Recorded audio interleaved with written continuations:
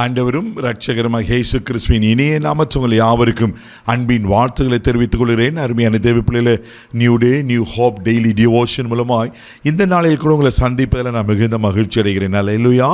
இன்றைக்கு கூட கர்த்தர் நம்ம கொடுக்கிற வார்த்தை என்ன? 1 நாளாகும் புஸ்தகம் 29ஆம் அதிகாரம் 12ஆம் வசனம் கூட நான் வாசிக்க கேட்போம். ஐஸ்வர்யமும் கனமும் உம்மாலே வருகிறது, தேவரீர் எல்லாவற்றையும் ஆளுகிறவர், உம்முடைய கரத்திலே சத்துவமும் வல்லமையும் உண்டு, எவரையும் மேன்மைப்படுத்தவும் பலப்படுத்தவும் உம்முடைய கரத்தினாலே ஆகும். அல்லேலூயா, அல்லேலூயா. எவ்வளவு அருமையாய் இங்க ஆண்டவரை பற்றி ஒரு வர்ணனையே இருக்கு பாருங்க. இங்க 4 காரியங்கள் சொல்லப்பட்டிருக்க பார்க்கிற. 1, ஐஸ்வர்யமும் கனமும் உம்மாலே வருகிறது. ஆமென். ஐஸ்வர்யவான்கள் தகப்பன் யார்? அவர்தானே. ஐஸ்வர்யவன் சம்பன்னர் யார்? அவர்தானே. அவர்கள் தான் எல்லாம் பொண்ணும் பொருளை எல்லாம் அவருடையது. அல்லேலூயா.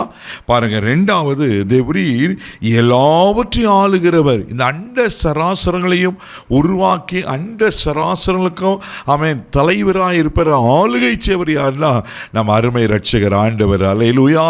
3வது, உம்முடைய கரத்திலே சத்துவமும் வல்லமையும் உண்டு. அல்லேலூயா. அவர் கரத்தில் எப்படி பாருங்க, சத்துவமும் வல்லமையும் உண்டு. அவர் வல்லமையுள்ள தேவன். அவர் பிறப்பதற்கு 800 ஆண்டுகளுக்கு முன்பாக ஏசாயா தீர்க்கதரிசி சொல்றார். அவ்வளோ பெரிய வல்லமை உள்ளவர். கடைசியா, எவரையும் மேன்மைப்படுத்த எவரும் பலப்படுத்துவோம் உம்முடைய கரத்தினால் ஆகும். ஆமென். இத்தனை 3 காரியங்களை அவர் யார்? ஐஸ்வர்யவான். அவர் எல்லாவற்றையும் செய்ய வல்லவர். அவர் கரத்தினால் எல்லாம் ஆக வல்லமை உள்ளவர் சொல்லிட்டு இதெல்லாம் இருக்கும்போது எவரையும் மேன்மைப்படுத்தவும், அல்லேலூயா, எவரையும் பலப்படுத்துவோம் அவருடைய கரத்தினாலே ஆகும். தேவ பிள்ளைகளே, ஒருவேளை என் வாழ்க்கை இப்படி இருக்கு, என் வாழ்க்கை ரொம்ப மோசமாக இருக்கு, ஏன்னா நீ அவ்வளோ தானே என் வாழ்க்கை, நீ கலங்கி கொண்டிருக்கலாம். என் வாழ்க்கையில் முன்னேற்றம் வராதா, ப்ரமோஷன் வராதா, என் வாழ்க்கை இப்படியே முடிஞ்சிடுமா, எனக்கு ஞானம் கிடைக்காத, எனக்கு உயர்வுகளுக்கு ஒருவேளை என்னென்ன காரியங்களில் நீங்கள் ஒருவேளை புலம்பி கொண்டிருக்கீங்களோ, இன்னைக்கு ஆண்டவர் உங்களை பார்த்து சொல்கிறாரு, எவரையும் மேன்மைப்படுத்த, அல்லேலூயா, எவரையும் பலப்படுத்த அவருடைய கரத்தினால் ஆகுமாம். தெய்வ பிள்ளைகளே, நீங்கள் அவர் கரத்தில் மாத்திரம் இருந்து பாருங்க, அவர் உங்களை மேன்மைப்படுத்துவார். அல்லேலூயா.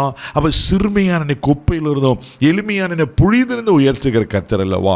அவர் உங்களை நிச்சயமாக உயர்த்துவார். ஒருவேளை இப்போ நீங்கள் அடிபாதாரத்தில் போயிட்டு இருந்திருப்போர்களாம். ஈவன் உங்கள் பரிசுத்த வாழ்க்கை, ஒரு காலத்தில் நல்லா ஜெபம் பண்ண பிரதர், நல்ல வேதத்தை வாசித்த பரிசுத்தமாக வாழ்ந்திருந்தேன், இப்போ பாவத்தில் உச்சகட்டத்தில் இருக்கிறேன், என்னால் வெளியே வர முடியுமா? கலங்கி கொண்டிருக்கீங்களா? பயப்படாதீங்க. அவர்களை தூக்கி எடுப்பார், அவர்களை உயர்த்துவார், அவங்களை மேன்மைப்படுத்துவார். அல்லேலூயா. அதனால தான் உபாகம் புஸ்தகம் 28ஆம் அதிகாரம் 1வது வசனம் கூட வாசிக்கும் போது இப்படியாய் சொல்லப்பட்டிருக்கு. வாசிக்க கேட்போம்.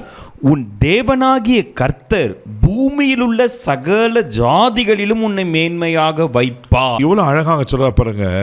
உன் தேவனாகிய, நமக்கு ஒரு ஆண்டவர் அவர் தானே, நமக்கு ரட்சகர் அவர் தானே, நம்மளுக்கு பாதுகாப்பு, நம்ம உயர்வு, நம்மளுக்கு எல்லாம் அவர் தானே. அவர் நம்மளை எப்படி பாரா மேன்மையா. ஒரு தகப்பன் தான் பிள்ளைங்க கெட்டு போகிறத விரும்புவாங்களா? யோசித்து பாருங்க.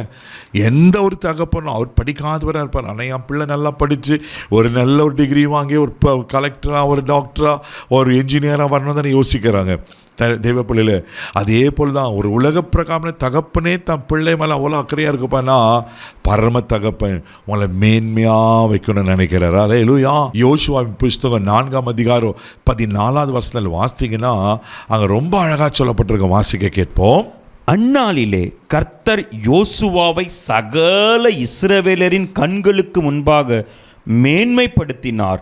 அவர்கள் மோசேக்கு பயந்திருந்தது போல அவனுக்கும் அவன் உயிரோடு இருந்த நாளெல்லாம் பயந்திருந்தார்கள். ஆண்டவர் மோசைக்கு அடுத்து யோசுவாவை இந்த இஸ்ரவேல் ஜனங்களுக்கு தலைவனாக வைக்கிறாரு. பாருங்க, மோசை கொண்டு ஆண்டவர் எப்படி அற்புத அடையாளங்களை செய்தாரோ யோசுவா கொண்டு செய்கிறார். அதுக்கு முன்னாடி எதிர்காலத்தில் சம்பவம் அழகாக இருக்கும். யோர்தான் கரை புரண்டு போவோம், ஆனால் யோசுவா சொல்லுவார் ஆசிரியர்களுக்கு, உடன்படிக்கை பெட்டியோடு நீங்கள் காலை வைங்க, குவியலாக்கப்பட்டு வழிவிடும்.